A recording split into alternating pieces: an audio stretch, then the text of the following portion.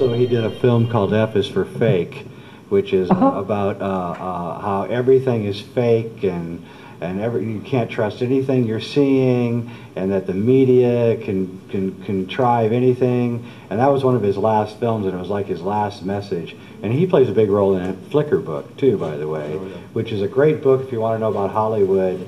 Get Flickr, you can get it on Amazon for like $1.20 or something, and it's really a great book.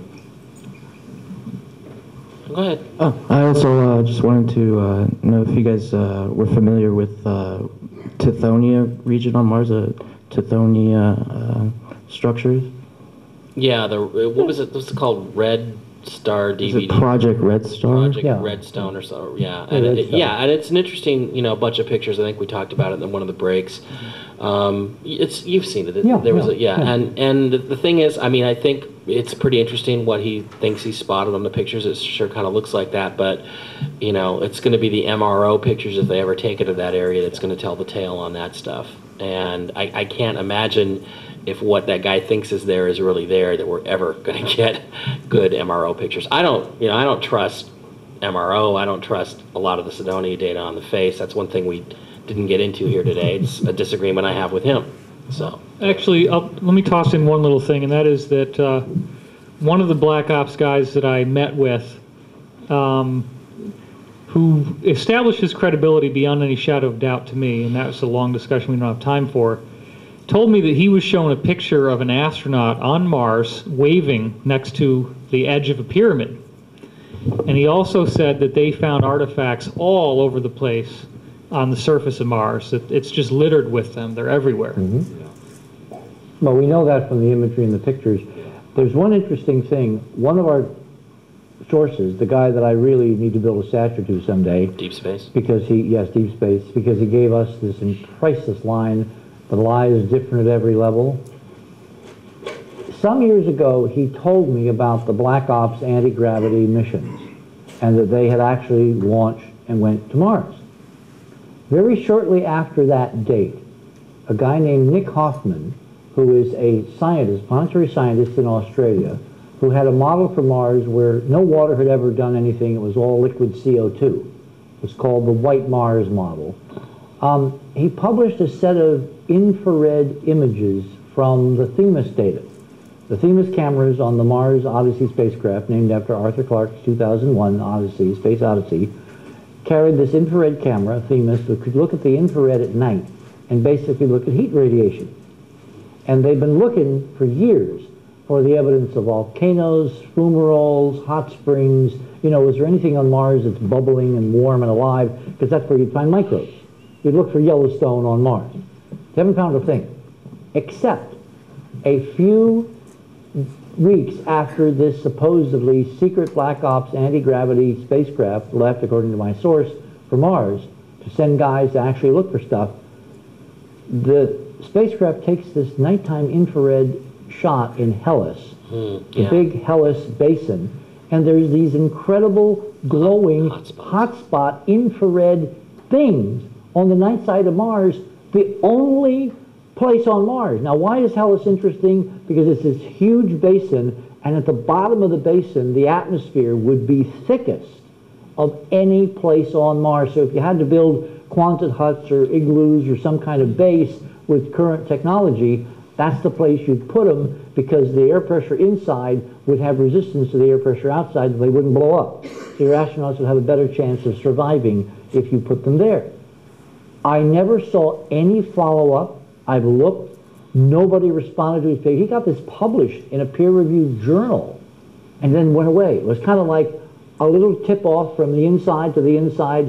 We made it. Then, fast forward the film, we had a series of experiments done at the during the opposition of 2003 at the Mount Wilson Observatory up here on the hill. And we found evidence that they were doing what they claimed was kind of precursor experiments for Project Athena, which were the Spirit and rovers, years later, in 2004 and 5. But they were tracking Mars, and they were ostensibly looking for laser signals as part of an advanced communications effort to be unveiled by NASA later in the decade. If these guys were not part of NASA, if the Black Ops, this is speculation now, but if the Black Ops mission really was a mission, and they really landed on Mars to look around with human beings, obviously you wouldn't want to use radio to send back information, because everybody in NASA who's looking with the big antennas would hear it. You'd blow their cover. Remember, NASA's not supposed to know. Most of NASA's honest, and they don't know any of this is going on.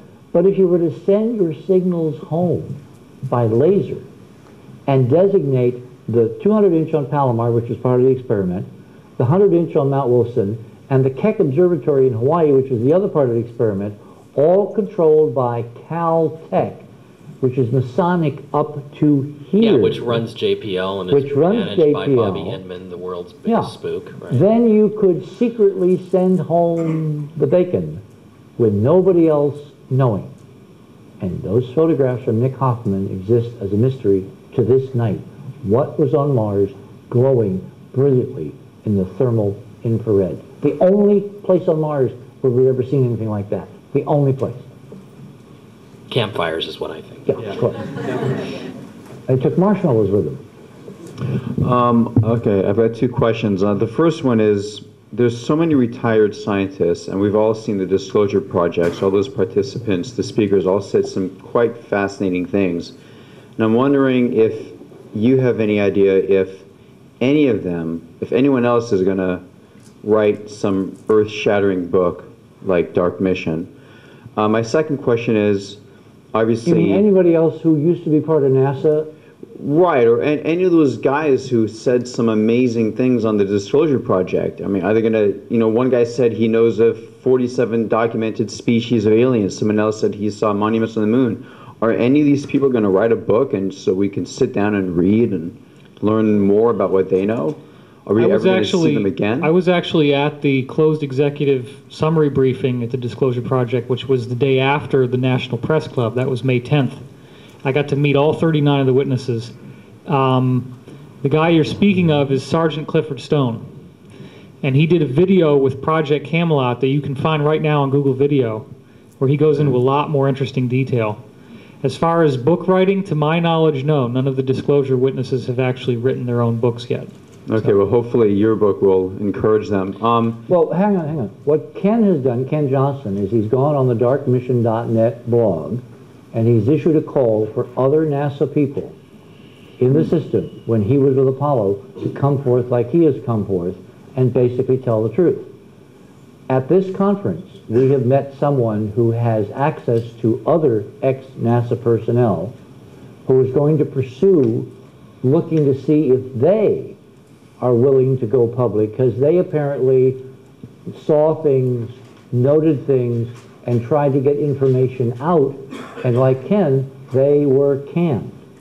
And so there's an ongoing effort. It's going to be very quiet until we get permission, till they feel confident, but there is an effort on our part to find other people like Ken Johnston, and we know they're out there. Okay, that's encouraging.